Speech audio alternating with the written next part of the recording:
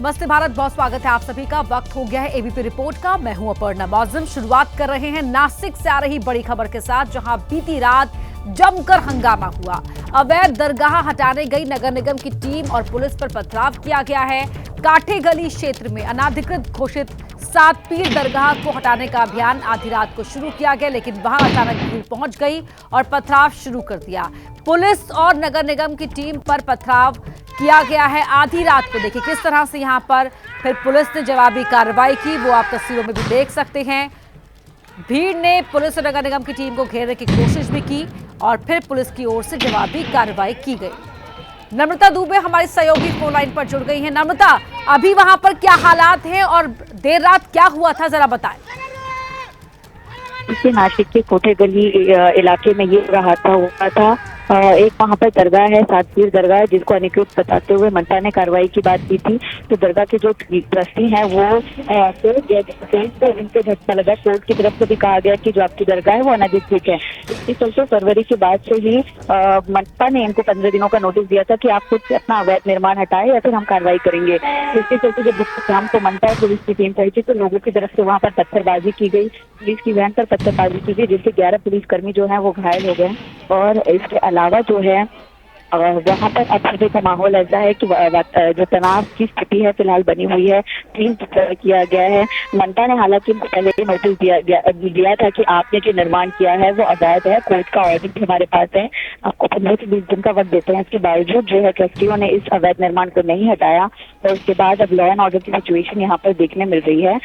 नासिक के कोठे जो नगर है वहाँ की स्थिति बनी हुई है। फिलहाल पुलिस इस पर नियंत्रण बनाए हुए है और कुछ लोगों को सीसीटीवी कैमरा के आधार पर जो है हिरासत में लेने की पूरी कोशिश है जारी है। आपको बताते हैं कि 11 पुलिसकर्मी इसमें मामूली रूप से घायल हुए हैं और कुछ जो हैं वो फिलहाल गंभीर रूप से घायल जो है वो बताए जा रहे हैं, जिनका इलाज पास के अस्पताल में किया जा रहा है। लेकिन फिलहाल आज भी पूरी तरह से अवैध निर्माण तोड़ने की कार्रवाई जो है वो अनपा की तरफ से की जाएगी। इसके चलते पुलिस डिप्लॉयमेंट यहाँ पर बहुत ज्यादा बढ़ाया गया है। और तस्वीरों में आप देख सकते हो कि लोग एक बड़ा सा मॉब है यहाँ पर इकट्ठा हो गया, जिसके बाद बाकायदा पुलिस की वैन पर पत्थरबाजी की गई, जिसके जवाब में पुलिस की तरफ से गैस के गोले दागे गए और लोगों को वहां से जाने की अपील की गई। लेकिन लोगों की तरफ से लगातार नारे लगाए जा रहे थे और पुलिस को ही पीछे हटना है, वापस जाओ, भाग जाओ, इस तरह की बातें की जा रही थी, जिसके जवाब में पुलिस ने आंसू गैस के गोले छोड़े। लेकिन बिल्कुल नम्रता, तस्वीरें भी हम यहाँ पर दर्शकों को दिखा रहे हैं, आप बने रहिए हमारे साथ। तो आधी रात को ये पूरा हंगामा हुआ। हंगामा कैसे हुआ इन तस्वीरों में भी आप देख सकते हैं। नगर निगम की टीम और पुलिस प्रशासन की टीम यहां पर पहुंची थी अवैध दरगाह को हटाने के लिए, जिसके लिए पहले से ही नोटिस दे दिया गया था। और उस पुलिस पर, ये नगर निगम की टीम पर वहां पर एक मॉब ने हमला करने की कोशिश की, पथराव किया गया, जिसके बाद जवाबी कार्रवाई पुलिस, आप देख सकते हैं इन तस्वीरों में किस तरह से जवाबी कार्रवाई पुलिस की ओर से की गई है। और अवैध दरगाह को हटाने के लिए ये पूरा बवाल नासिक में कोठे गली पे हुआ है और इस दरगाह को हटाने के लिए पहले से ही यहाँ पर नोटिस दे दिया गया था। उसके बावजूद भी हंगामा यहाँ पर हो गया, बवाल यहाँ पर हो गया और अब भारी संख्या में पुलिस बल को डिप्लॉय किया गया है ताकि लॉ एंड ऑर्डर को मेंटेन रखा जा सके। इसके अलावा कुछ पुलिसकर्मी मामूली रूप से जख्मी भी हुए हैं। 2 तस्वीरें आपके टीवी स्क्रीन पर है, आप देख सकते हैं कि किस तरह से बंदोबस्त के साथ यहाँ पर पुलिस की टीम पहुंची थी, नगर निगम की टीम पहुंची थी और उस टीम पर हमला यहाँ पर किया गया एक भीड़ की ओर से, जब अवैध दरगाह को हटाने के लिए यहाँ पर ये टीम पहुंची थी। पुलिस और नगर निगम की टीम पर पत्थर फेंके गए, उनकी गाड़ियों को नुकसान पहुंचाने की कोशिश की गई, जिसके बाद जवाबी कार्रवाई पुलिस टीम की ओर से भी की गई, जो आप इन तस्वीरों में देख सकते हैं। टीयर गैस के गोले यहाँ पर छोड़े गए हैं। नम्रता, बहुत धन्यवाद आपका इस पूरी जानकारी के लिए। आगे भी अपडेट आपसे लेंगे।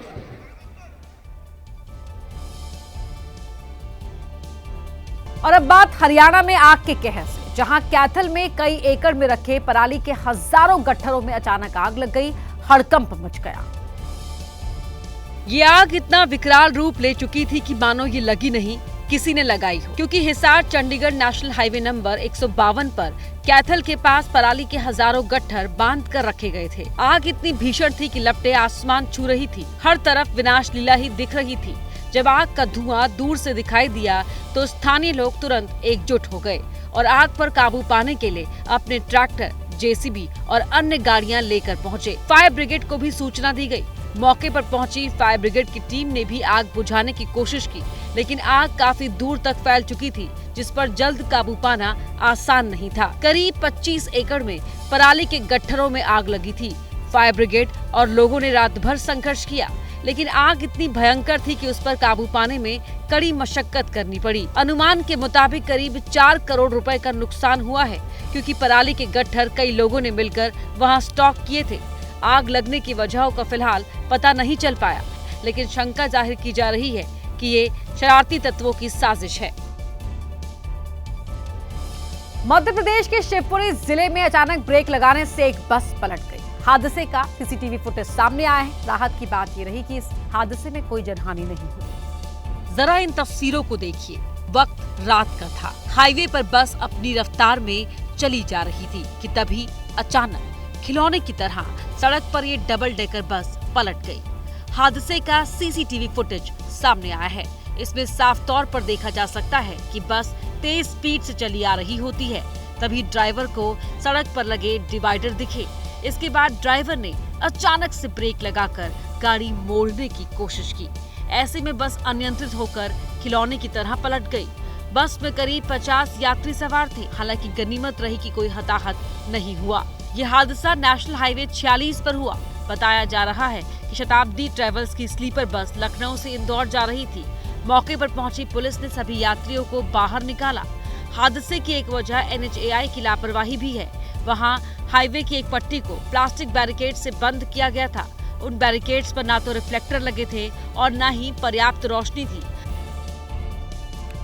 महाराष्ट्र के अहिल्यानगर में बीच सड़क पर पेट्रोल से भरा एक टैंकर पलट गया। टैंकर पलटने की सूचना मिलते ही आसपास के गांव वाले यहां बाल्टी और कैन लेकर पहुंच गए।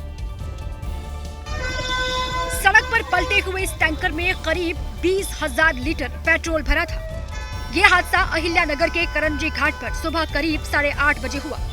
मौके पर पुलिस पहुंचती उससे पहले ही गांव वाले बाल्टी और कैन लेकर यहां आ गए और इस टैंकर से पेट्रोल भरने लगे। अब इस बाइक वाले को देखिए, मौका मिला तो ये शख्स भी बाल्टी में पेट्रोल भरकर लाया और बाइक की टंकी में जितना पेट्रोल जा सकता था पूरा भर दिया। वीडियो में दिख रहा है कि गांव की महिलाएं भी बोतल और बाल्टी लेकर टैंकर की ओर दौड़ लगा रही हैं। हालांकि तभी वहां एक शख्स पहुंचा और लोगों को भगाने लगा।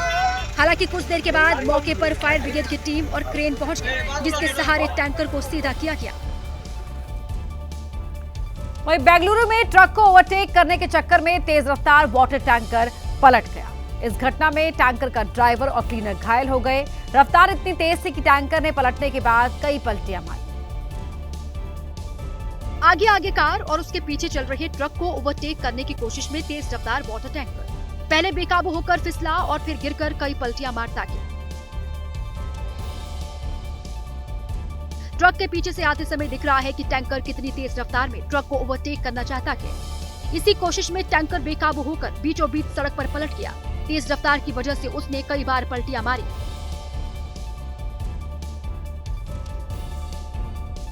टैंकर के गिरते ही धुएं का गुबार उठा।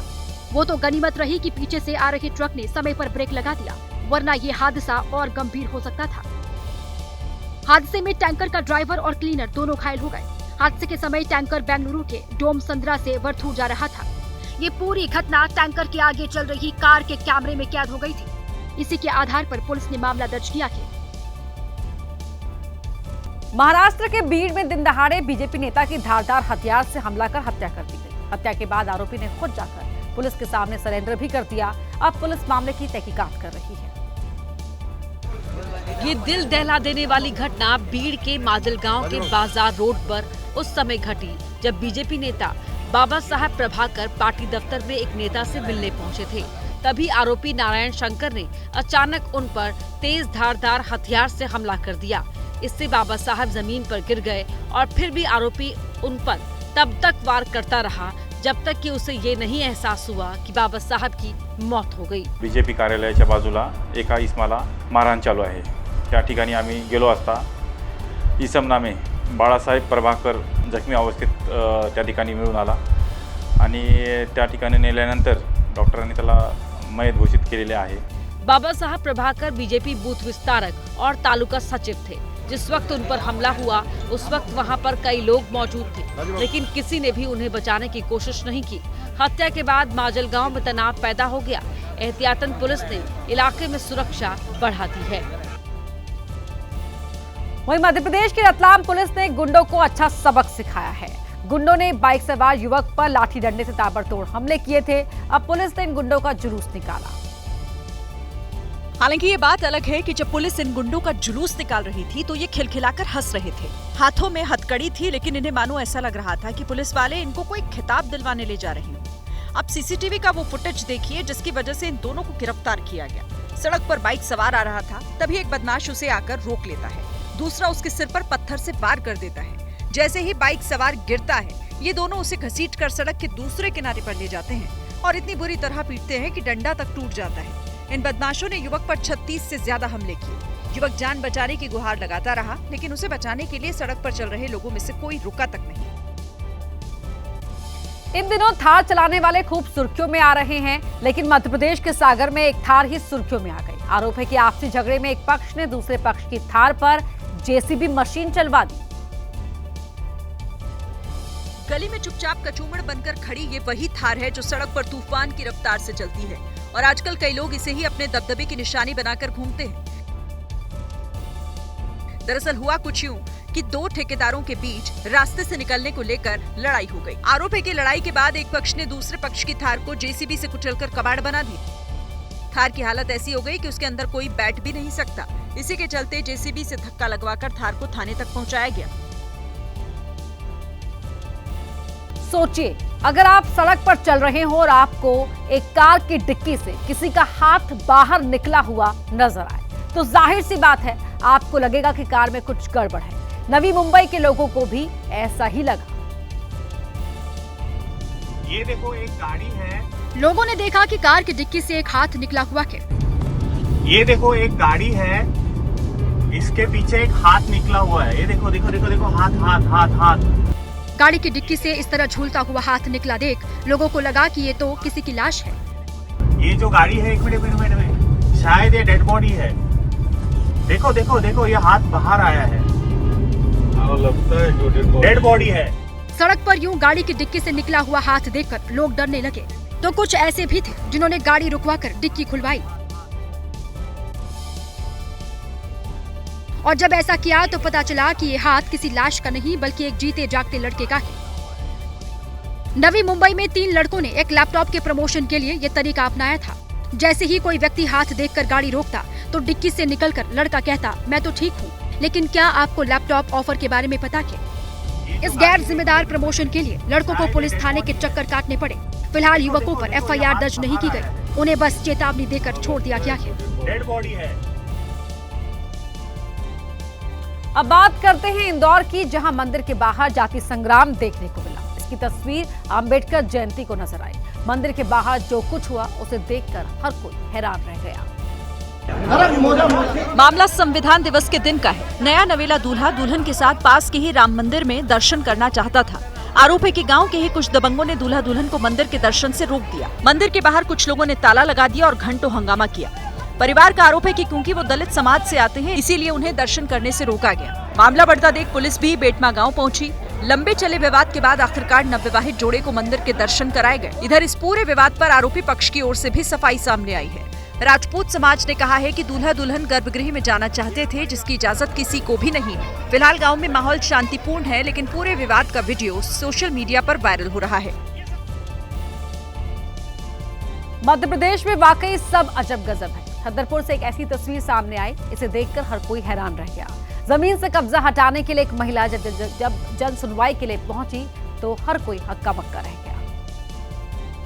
जरा इन महिला को देखिए, जमीन पर लौटते हुए ये अर्जी लगाने जा रही थी। तपती गर्मी में जहां सड़क पर पैदल चलना मुश्किल हो रहा था, ये न्याय की गुहार लगाने जमीन पर लौटते हुए पहुंची। ऐसा कभी कभी धार्मिक जगहों पर देखा जाता है, जब मन्नत पूरी होने के बाद श्रद्धालु लौटते हुए भगवान के दर पर पहुंचते हैं। लेकिन ये महिला लौटते हुए कलेक्टर ऑफिस पहुंची। इसीलिए तो कहते हैं कि MP गजब है। महिला का नाम हीरामणि है, जो छतरपुर जिले के रामपुर गांव में रहती है। उनका आरोप है कि गांव के कुछ दबंगों ने उनकी जमीन पर 36 साल से कब्जा किया हुआ है, लेकिन बार बार शिकायत के बावजूद अधिकारी कुछ नहीं करते। हम 36 साल से आवेदन दे रहे हैं, अब तक कोई सुनवाई नहीं हमारी हुई है। ये कई बार एसडीएम साहब को आवेदन दिए, पटवारी है तो कुछ काम नहीं करते हैं। कलेक्टर ऑफिस ने शिकायत दर्ज कर ली है, अब देखना है कार्रवाई कब तक होती है। हो चुका है, हो सकता है वो संतुष्ट ना हो, पुनः परीक्षण के लिए इसलिए अपन ने एसडीएम कार्यालय भिजवा दिया है, तो काम पूर्ण हो जाएगा। छत्तीसगढ़ के रायगढ़ से हाथी की रेस्क्यू का वीडियो सामने आया। नहर पार करते हुए नन्हा हाथी गड्ढे में गिर गया था, लेकिन उसकी कोशिशें काम आई और वो बाहर निकल आया। रायगढ़ जिले के धर्मजयगढ़ जंगल में गड्ढे में गिरे नन्हे हाथी का वीडियो जमकर वायरल हो रहा है। वीडियो में साफ दिख रहा है कि हाथियों के साथ झुंड में चल रहा एक नन्हा हाथी 3 फीट गहरे गड्ढे में गिर गया। नहर में गिरने के बाद नन्हा हाथी बाहर निकलने के लिए कोशिशें करने लगा। बाहर निकलने की कोशिश और उस कोशिश में सफल होने का वीडियो वन विभाग के कर्मचारियों ने ही बनाया। वीडियो में देखा जा सकता है कैसे दल की मुखिया हथिनी नन्हे हाथी को गड्ढे से निकलने में मदद करती है। गड्ढे में गिरे नन्हे हाथी को मादा हाथी का हल्का सा सहारा मिलता है और नन्हा हाथी गड्ढे से निकलने में कामयाब हो जाता है। वन विभाग के मुताबिक धर्मजयगढ़ वन इलाके में आजकल 111 हाथियों का दल जंगल में घूम रहा है। 15 हाथी 4 नन्हे हाथियों के साथ जंगल में घूमने निकले थे। इस दौरान नहर के पास गुजर रहे थे कि अचानक एक नन्हा हाथी गड्ढे में गिर गया। हाथियों के मुखिया ने नन्हे हाथी के रेस्क्यू में मदद की।